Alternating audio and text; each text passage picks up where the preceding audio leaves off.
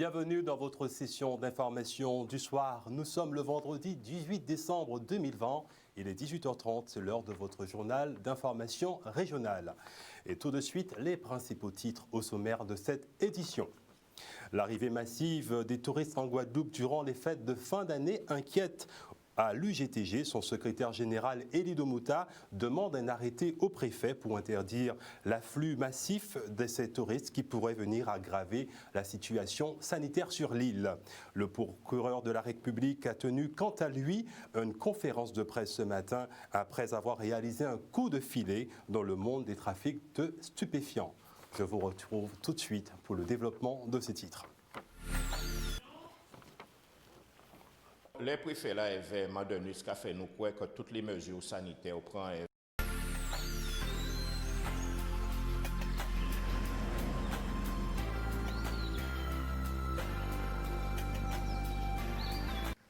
Mesdames, Messieurs, bonsoir. La Guadeloupe est une destination touristique et à l'approche de la haute saison des fêtes de fin d'année et à l'arrivée de nombreux touristes sur notre territoire, l'UGTG a demandé au préfet de prendre un arrêté interdisant l'afflux de touristes en Guadeloupe et ce afin d'éviter la propagation de la Covid-19 sur notre territoire qui est juste là relativement protégé par rapport par exemple à la France hexagonale.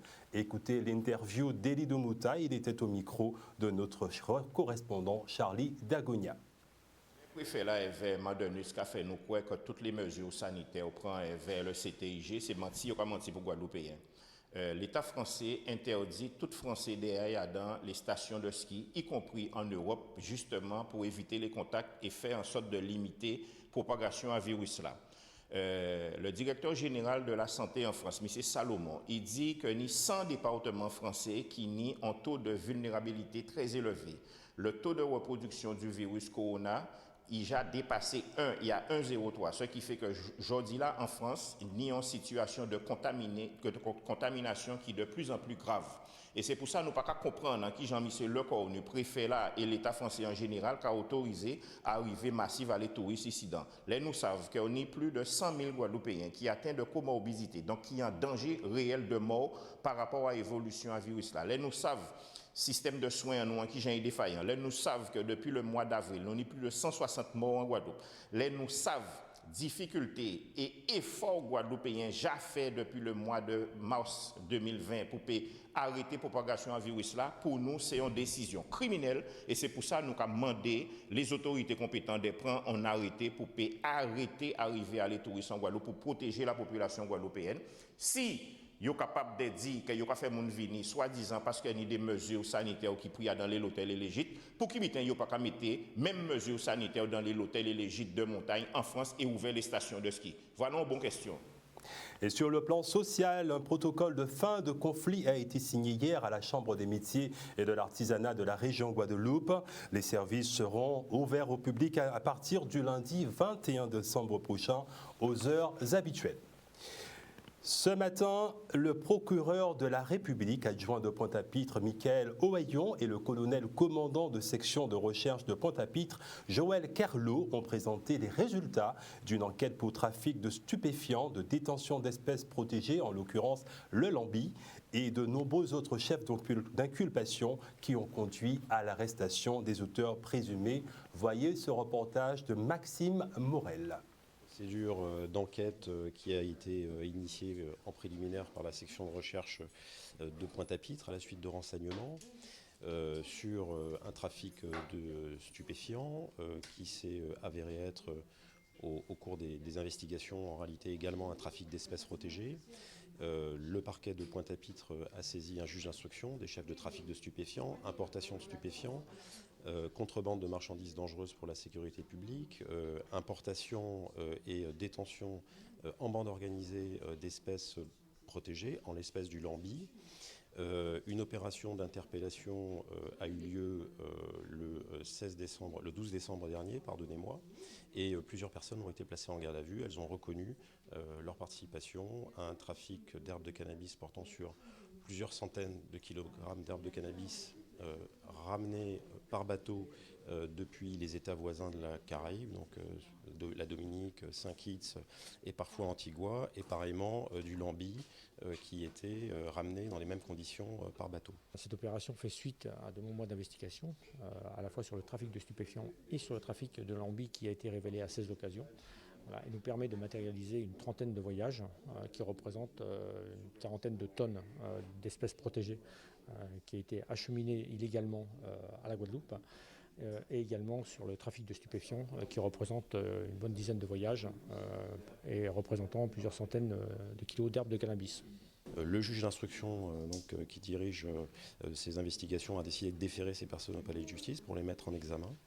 Des chefs de trafic de stupéfiants, importation de stupéfiants et également détention et importation d'espèces protégées. Ces personnes ont été pour 2 placées sous contrôle judiciaire, les 5 autres ont été incarcérés, 3 définitivement sous mandat de dépôt correctionnel et les 2 dernières verront le JLD la semaine prochaine puisqu'elles ont demandé un délai pour préparer leur défense. Elles encourent toutes 10 ans d'emprisonnement, certaines 20 ans en réalité puisqu'elles sont en récidive légale et 3 d'entre elles ont déjà été condamnées pour des faits de trafic de stupéfiants. Il s'agit pour 3 d'entre elles de ressortissants guadeloupéens et pour 4 d'entre elles de ressortissants de la Dominique. Voilà. Les investigations se poursuivent sur commission rogatoire. Justice politique. Le tribunal administratif de la Guadeloupe a annulé les élections des 15 mars dernier qui avaient vu l'élection de la liste Ensemble Continuons la réussite conduite par Jocelyn Sapotille. Donc la population sera bientôt informée s'il faut ou pas retourner aux urnes. Pour le confort des usagers des transports collectifs, Jacques Anselme, le président de la commission transport à la communauté d'agglomération Grand Sud Caraïbes, était en déplacement dans la commune de Gourbert. Une visite très importante car elle permet d'identifier les abris de bus défectueux afin par la suite de lancer des travaux nécessaires à leur réfection. Voyez en ce reportage à Gourbert de Félix Olivier. Cette visite des communes de Grand Sud Caraïbes par la commune de Gourbert. Et là aussi, comme ailleurs, on sent bien qu'il y avait ce besoin, puisque nous avons une délégation aussi de la commune qui nous accompagne, pour nous indiquer effectivement les points les plus importants, les points de concentration les plus importants. Et nous avons déjà repéré un certain nombre et nous essayons très rapidement justement d'agir. Au cours de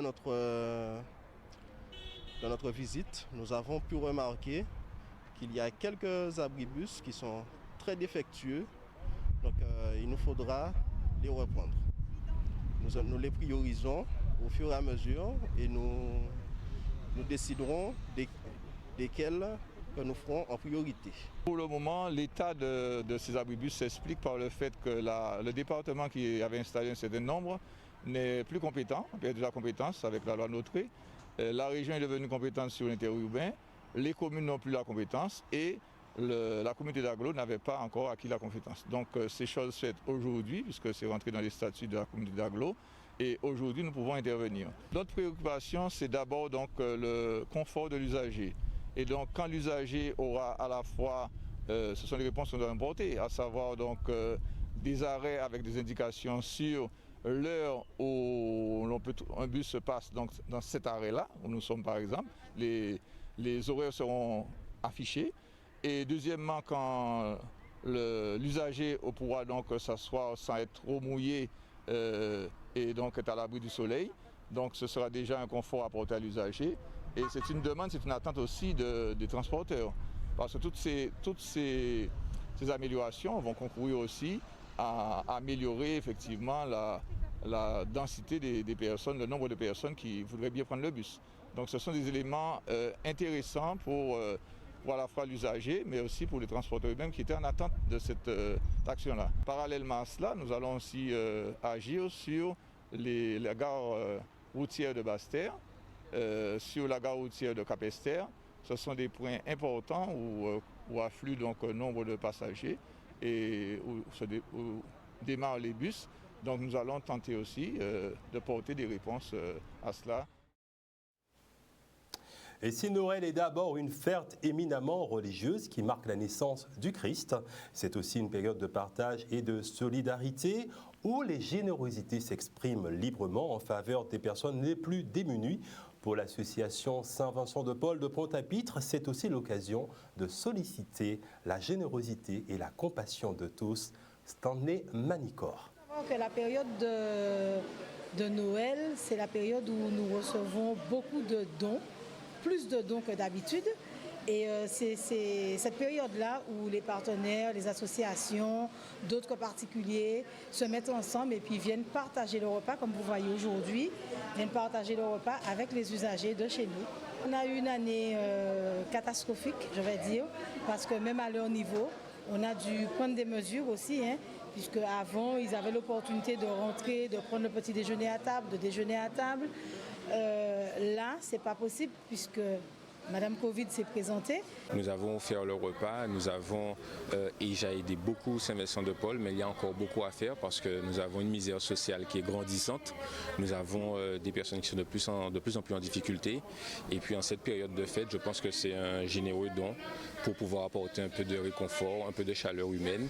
C'est pas facile tous les jours. Nous voyons qu'il y a de plus en plus de personnes qui viennent à Saint-Vincent-de-Paul, mais sincèrement, il faut que chaque personne, chaque association, puisqu'il y a beaucoup d'associations qui œuvrent aussi à Pointe-à-Pitre, continue et puisse continuer encore à aider toutes ces associations qui œuvrent pour les plus démunis. Pour une fois, il n'y a pas de cochon, donc c'est du poulet.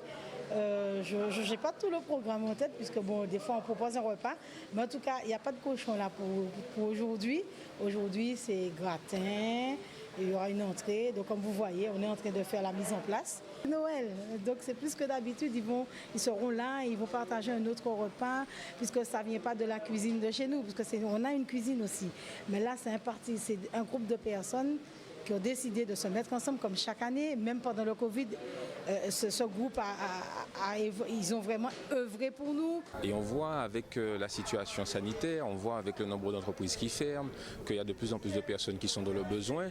Alors c'est vrai que nous sommes un peuple parfois un peu orgueilleux, un peu fier comme on dit, mais vous pouvez demander aux personnes de Saint-Vincent-de-Paul, il y a de plus en plus de personnes qui viennent à l'aide, qui demandent de l'aide et je crois que c'est notre rôle aussi en tant que militant associatif, en tant que représentants de la société civile, de faire le maximum pour aider et accompagner. Et toujours dans la thématique de Noël, nous vous invitons maintenant à savourer et à vous délecter du bonheur des enfants de l'école maternelle Raymond Bombuc de Pointe-à-Pitre, lorsque le Père Noël est arrivé non pas en traîneau, mais en dansant et en chantant pour la distribution de ses cadeaux par milliers. Stanley Manicor.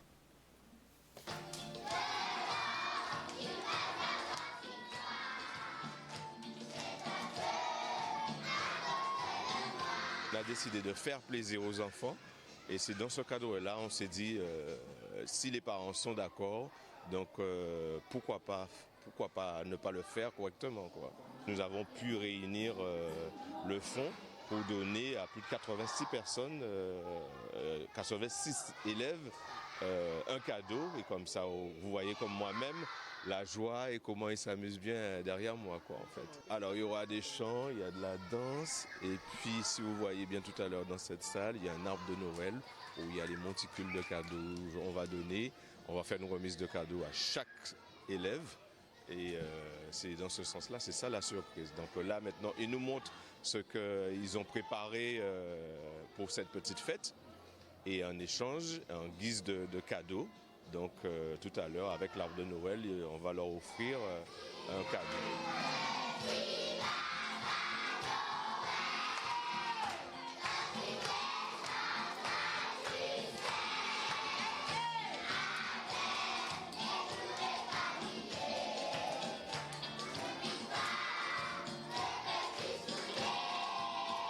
Nous avons donc établi un partenariat avec l'association Vivre Ensemble à Mortenol, la direction de l'école et l'association de parents d'élèves, ainsi que le conseil départemental pour organiser cette belle fête pour les élèves de l'école maternelle de Raymond Bombuc. C'est une opération réussie, mettre du baume au cœur des enfants dans cette crise sanitaire, dans cette période difficile. Cela ne peut être pour nous qu'un beau défi relevé.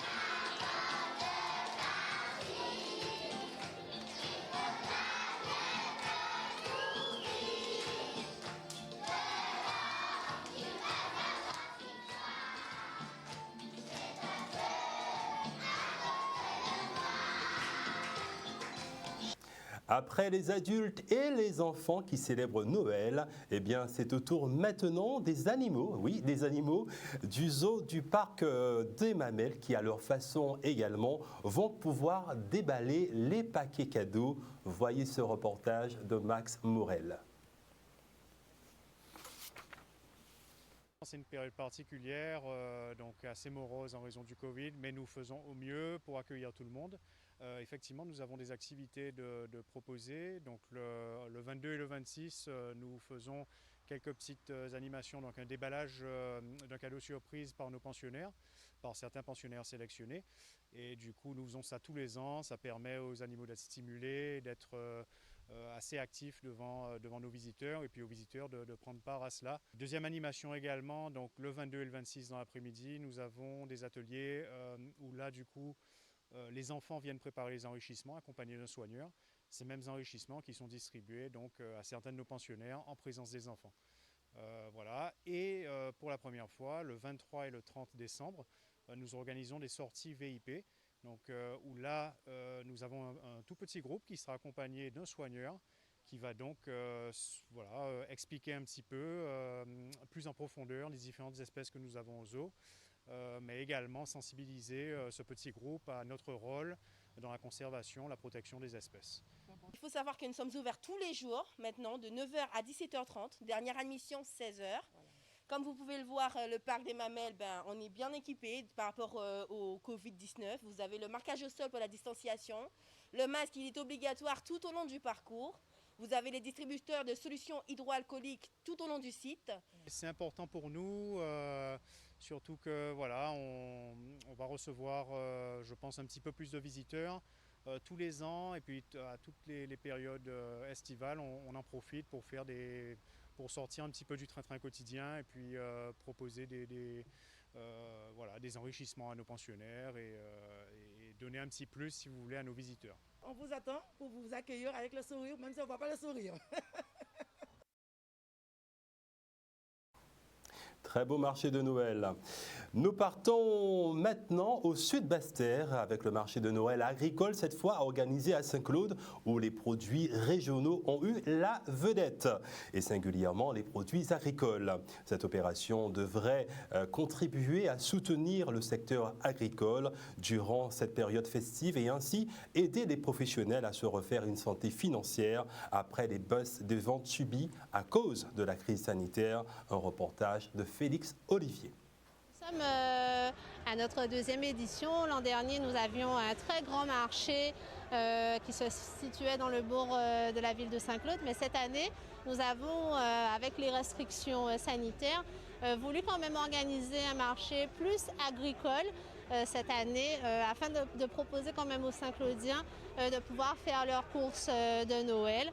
Et ainsi, les producteurs, les cultivateurs et les agrotransformateurs ont pu être présents aujourd'hui afin de permettre à la population saint-claudienne sur leur territoire de faire leurs courses justement et de permettre justement à cette économie qui est en grande difficulté d'être relancée, cette économie locale. Cette manifestation-là, c'est la première fois vraiment participer en manifestation comme ça.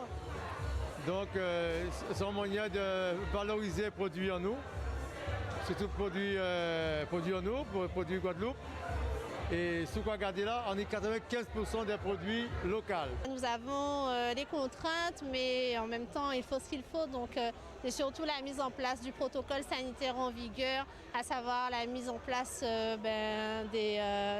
des mesures barrières, à savoir le port du masque obligatoire, le respect des distanciations. Il a fallu également que nous mettions un sens de circulation entrée-sortie, que les personnes ne se croisent pas trop. Donc effectivement, et puis aussi la gestion du flux sur le marché. Donc nous constatons quand même depuis cet après-midi que tout cela se passe très bien, que les personnes sont très respectueuses des règles. Donc non, pour le moment, nous ne déplorons aucun désagrément à ce niveau-là. Malgré l'épidémie là, à voir que nous là vraiment mobilisé pour faire Guadeloupe un plaisir. Et en satisfait, moi, en satisfait. Ce qui est bien aussi, c'est que les personnes ne sont pas venues toutes dans la même heure. Les personnes sont venues de façon échelonnée, vraiment progressivement.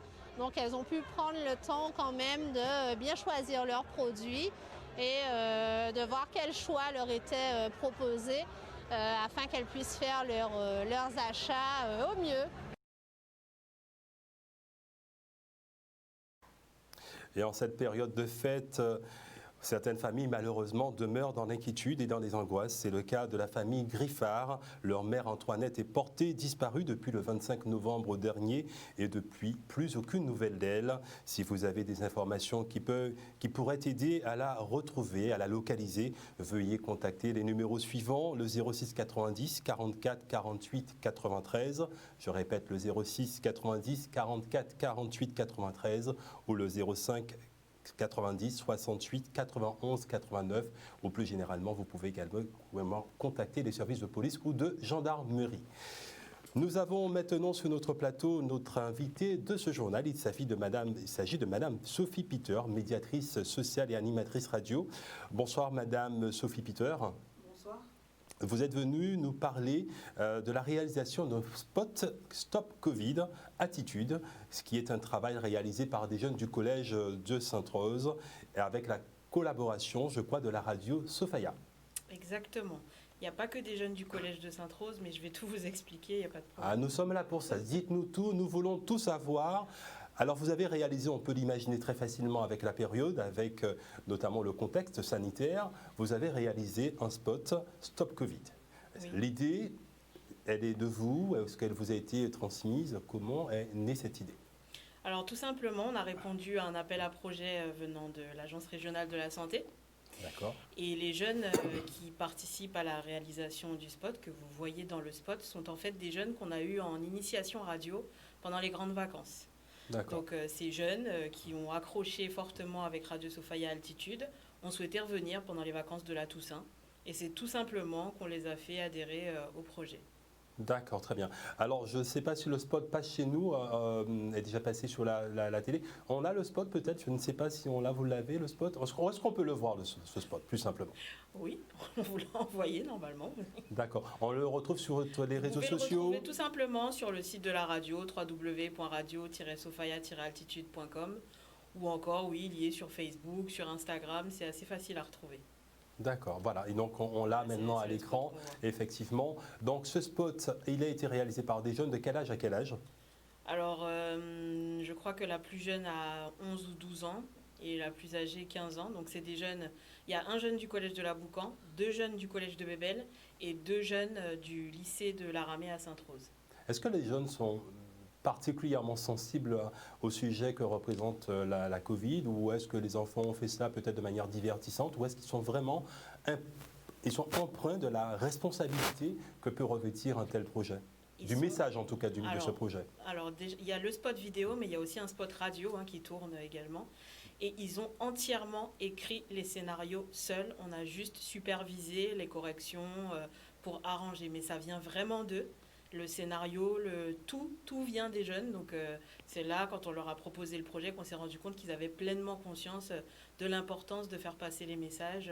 Et justement, on voit dans le déroulé, pour le spot radio, ils parlent quand même de fêtes, de prévention, que c'est pas plus de 6 personnes. Et dans le spot vidéo, ils prennent le temps de prendre le temps d'une mamie. Ensuite, il y a quand même les masques qui sont distribués devant le collège, des jeunes qui veulent pas qu'elles s'approchent parce qu'elles n'ont pas de masque.